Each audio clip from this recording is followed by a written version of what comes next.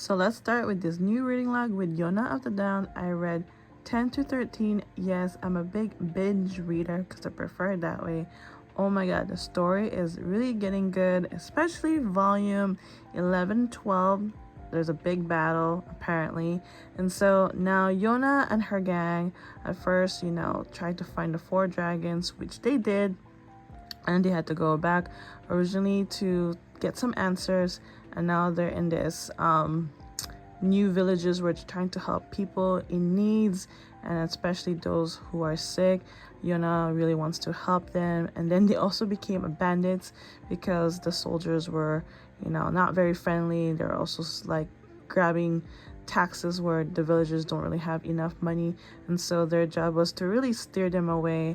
And yeah, it did work, of course, but then suddenly Yona met an old acquaintance named Taejun. Taejun is the second son of the Fire Tribe general, and yeah, he wasn't really much around because he was kind of broken after witnessing that Yona had died, but of course that's not true. But now that he saw the truth that she's still alive, he's been kind of like redeeming himself. He's changing for the better. He's been also helping in the villages as well because he really doesn't want to also feel like a weak person or he's helpless. And so yeah, even his men, his soldier, because he's a lord, are kind of shocked that his behavior has changed, but for the best. And so after all that, Yona and her gang left the villages to find more answer of how they can harvest crops in this harsh land because the villages needs more food, and so in order to do that they need to do some farming. And so they went to the Kai Empire, which is like outside the kingdom, to get some answer because Yoon, he's very knowledgeable when it comes to medicines and I guess food as well. And so yeah, they did find some answer. They found a grain that can withstand harsh environment. And after that, Yuna can feel like something is not right. Some Fire Tribe soldiers was in the area where they weren't supposed to be, and apparently the borders are not being governed or protected. So they had to quickly leave the Kai area because it just doesn't seem full right. And yeah, she was right. There's a big battle. Apparently the Fire Tribe general betrayed the whole kingdom and decided to team up with the Kai Empire because their goal is to apparently kill King Suwon, and the Fire Tribe general wants to be the next thing because he thinks he's the Crimson Dragon King, but he's not really. But anyway, yeah, there's a big battle, like holy cow, like there's actually action happening. And then the enemies were not totally thrilled to find out that King Suwon was actually prepared. And yeah, there was a big battle, and of course, honestly, Suwon won because he was prepared and already had planned all this attack. And of course, the fire general was defeated, and then the Kai Empire soldier decided to retreat back. And then at the same time, Yona and the gang decided to intervene because they like to fight and help everyone in the kingdom. And so again, Suwon and Yona met again eye to eye, but then they had to run away, of course, because they don't want to get caught. And yeah, such a cool story. I like that it's so funny. Yona and her gang really get along. There's a lot of funny moments. I am so sorry this is getting kind of blurry. There's something wrong with my phone. Anywho, yeah, really like the story.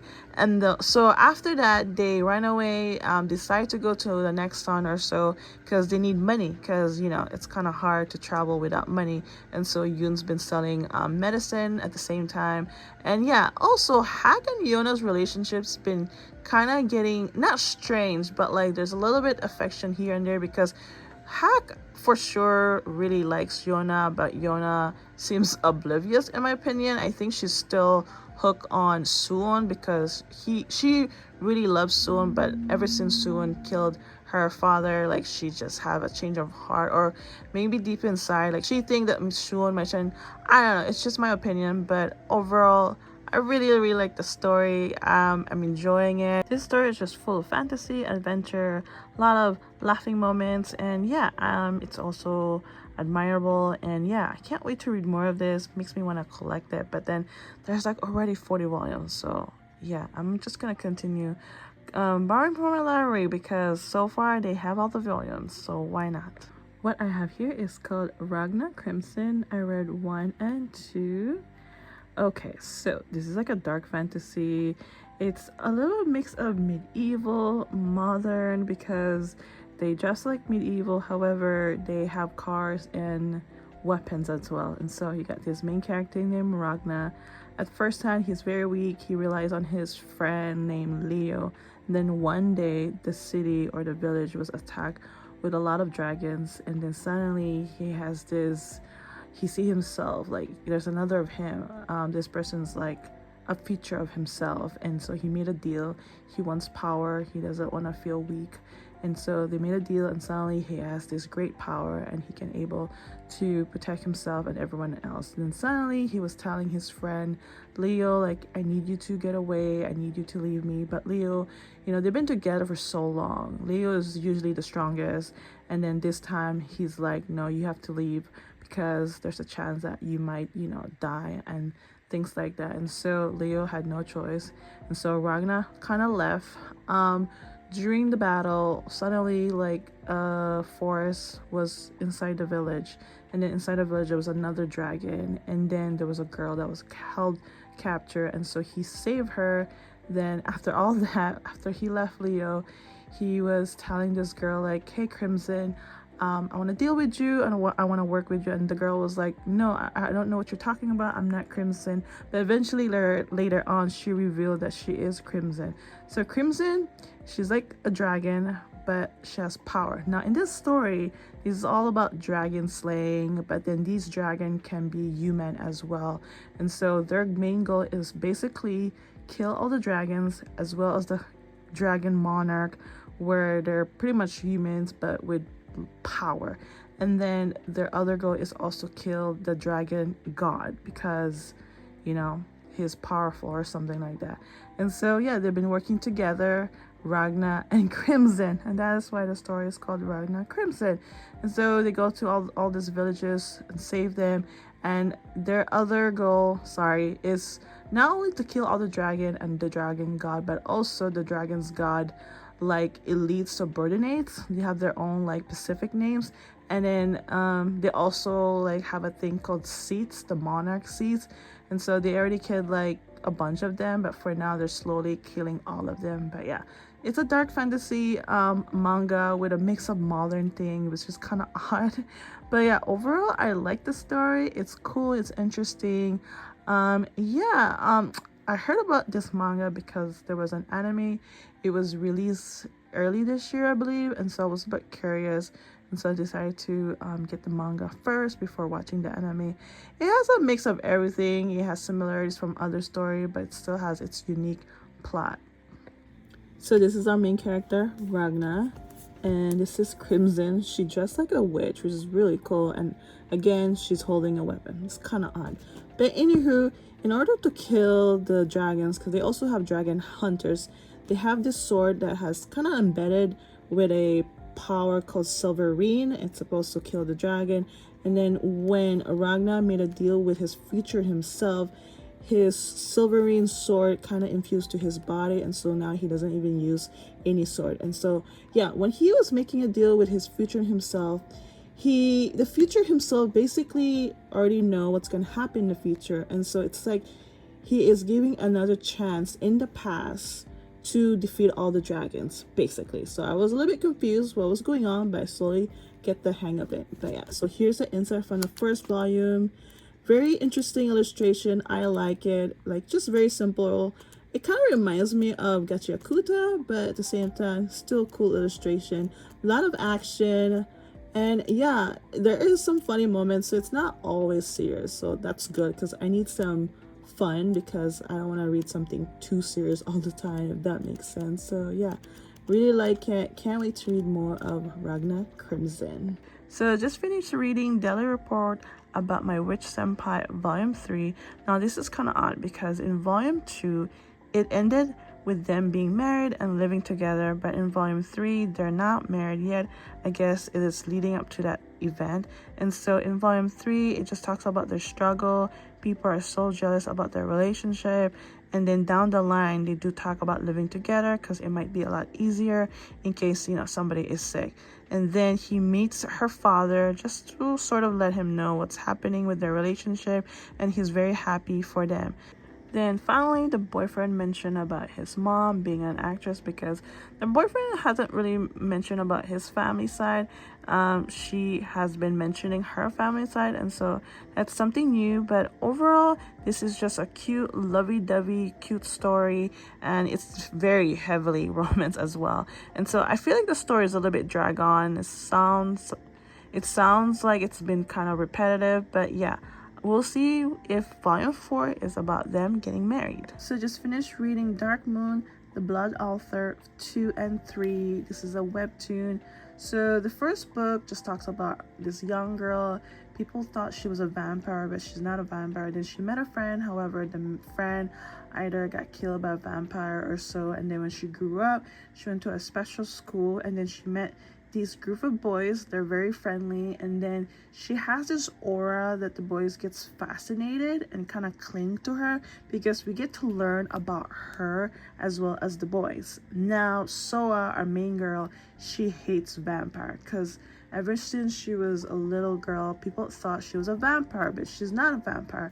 And so, well, she finds out later on that these boys are actually vampire. They're like half vampire, half human, but they have specialty power, and as well that they can actually go out in the sun, because normally vampires only comes out in the nighttime or in a dark place. We get to learn the history of these boys. They've been together for a long time.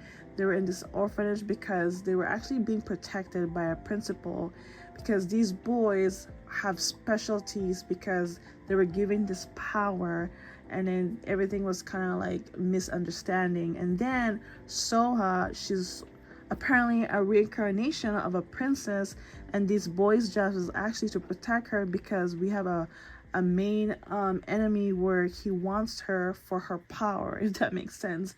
Sorry if that was all confusing.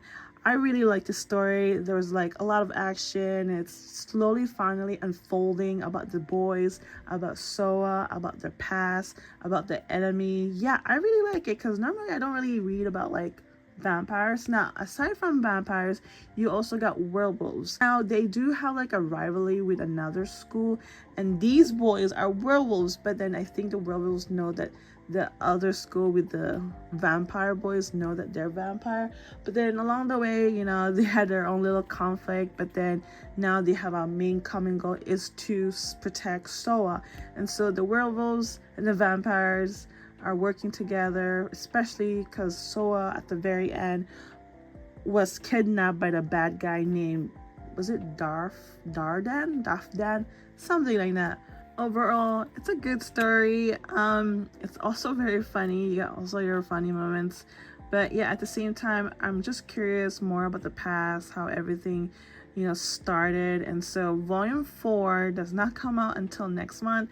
I know I can read this online, but I honestly prefer the physical, if that makes sense. And so yeah, oh my god, really nice story. I enjoy a lot. I can't wait for volume 4 to come out for sure. I finally got a chance to read Snowball Earth Volume 1. I had this for a while, and I heard mixed review about this manga. So you got this guy named Tetsuo. He left Earth for 10 years. He's been battling kaijus actually in outer space. Back on Earth, they're also fighting kaijus, but I guess they wanted to fight kaiju outside Earth so that way they don't keep coming. Yeah, not a lot of background story about where these kaiju came from. But anywho, so he has a machine. His name is Yukio. It's like this is almost like a mecha anime, like, you know, like Gundam Wing.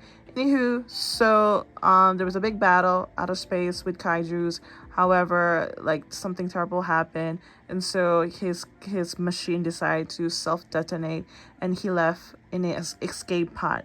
Now it took him another 8 years to go back to Earth, and he was sleeping, of course. But when he landed on Earth, it was a big ice age, and he was pretty in shock because his number one goal is to make friends. Very similarly to other like main character from other manga, where they want to make friends and that's their main goal. So he was shocked and kind of sad because that's his goal.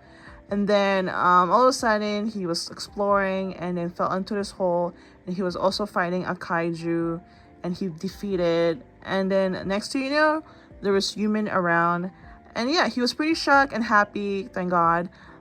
It was kind of interesting because these people were trying to savor the kaiju, like kaiju number 8 manga, but they want to use it for resources, if that makes sense, because with the big ice age, they got to find a way to feed themselves. So when I read that, I was like, oh, it's similar to Delicious and Dungeon, because they ate monster, same thing as this. But yeah, it's not bad of a story. I really don't mind. I kind of understand why some people don't like this, because I'll be honest, it's very basic. Because again, it's very similar to other stories, other goals. And then when I found out this is all about kaiju, the first thing that comes to my mind was kaiju number 8. Overall, it's not bad. I really don't mind. I'm still curious. I want to know where all this kaiju came from, because apparently there's kaiju out of space. I even want to know how the Earth became an ice age. I still want to keep reading and see where the story goes. Now, our main character, Tetsuo, he's a little bit childish because he hasn't really surrounded himself with the same age as him, and the fact that he's been fighting all his life with kaiju, so it kind of makes sense why he would want to make friends. And so his machine named Yukio, when he self-detonate, he actually transferred all his data to that escape pad. And so now the escape pod is like a small version of Yukio. So it's still like a machine where he can still maneuver and fight with, if that makes sense. And so here's an insight from the first volume. Okay, I'll see if I can show you guys how Yukio looked like. Well, let's see. So that's how Yukio looked like. This is a time where he was really losing from battling kaijus. But anyway, yeah, so nice illustration. As you can see, it's very easy to read. And yeah, this is a scene where he fell in the hole and he met the people. But yeah, it's still an interesting story. Those are kaiju. A different look of kaiju, of course. Now, this is what I meant. This is the small version of Yukio, still able to fight, if that makes sense. So yeah, really interesting, not bad. Okie dokie, I just finished reading this manga called The Fragrant Flower Blooms with Dignity. After reading this, I just find it super cute, slice of life about high school students. So we got this main character named Rintaro. He goes to an old boys school. However, this school has bad reputation, and next door is actually an all girls school, a very prestigious school. And then we got this other main character named Kaoruko. Now Kaoruko, she loves to eat. One day she visit his family's pastry shop, and that's how they met. They started talking, and yeah, it's just a cute high school encounters. However, since both of them go to this separate school, they don't really get along. What I mean is the other students don't really get along because they just don't like each other's guts. But then these two are becoming friends, start hanging out, talking. The more they hang out, the more it feels like their feelings just keep growing and growing. So in other words, it seems like they may have crushes towards each other, but on the side, now they have to really sort of not really have their friendship a secret, just because both school don't like each other. But when they do go to school, they do talk, but then you always have that tension when his friend is around and when her friend is around. But yeah, it's like Romeo and Juliet, if that makes sense. But anywho, yeah, I really like the story. I'm so glad. This was actually a random pick because I actually bought another same manga and I chose this as a replacement because I've seen this everywhere. I'm so glad I decided to choose this. And yeah, such a cute high school, getting their romance story. But yeah, I can't wait for volume 2, which is already out. Now, Rintaro, he's actually pretty tall, and so he's always been seen as a very scary guy, but he's not really a scary guy. He's very kind and generous. And then Karuku, she's very petite and very respectful and understanding, and she's not really scared of Rintoru just because of his height. And so yeah, so far the story is really good. I'm into it because usually romance is not really my thing, but this one I'm really into it. And so here's some insight from the first volume. Really nice illustration. I can't wait to read more. We'll see where the story goes, especially about this too, because it looks like, you know, they're slowly getting fond at each other, and then there's a little bit affection here and there. Now at the end of this volume, Karuku actually has a best friend, and they've been best friends for so long, and then suddenly her best friend kind of like in a nice way, drag Rintoru on the side, and she wanted to speak to him, and so that's how the volume ended. So I just finished reading Made in Abyss Volume 1. It's full of fantasy, a little bit of adventure, and some part were questionable. And I heard like mixed review. It started really good, and it started bad, and it started really good. Anyway, it's about this big pit called Abyss, and around the world people go there to find special relics as well as valuable other things. Now, however, the pit is very dangerous because there's different layers that may cause a lot of people sick, even death, and even people get lost and even never ever get home. And so you got this girl named Riku. Her main goal is actually to find her mom. Her mom is legendary. She's a white whistle. Now there's different type of group, because the more skillful and experienced you are, you move out. For now, she's a red whistle because she's still young. So her mom is on the very top of the group called White Whistle. So she's been missing. She received a letter that she's gonna be waiting for her, and this kind of motivated Rico to really go there one day, especially at the bottom, because for now, as a red whistle, you only like go certain feet or meters. And then one day when she was on a mission, she met this boy. They call him Reg for now. He's part human and part machine. And so she brought him to the orphanage because that's where she's staying right now. And in order for him to stay there and also become a cave raider, they had to make a lot of lies that he was in a different district or he was lost. And their leader was very suspicious. But then after 2 months, he became a cave raiders as well. And so Reg is also curious about his origin, and he wants to find more answer as well, because Reg actually lost his memory, and now Reg and Rico is about to embark this very dangerous journey into the abyss. And yeah, it's gonna be interesting to see their journey and what they're about to face on. I almost forgot to show you guys the first volume, but here's the first volume.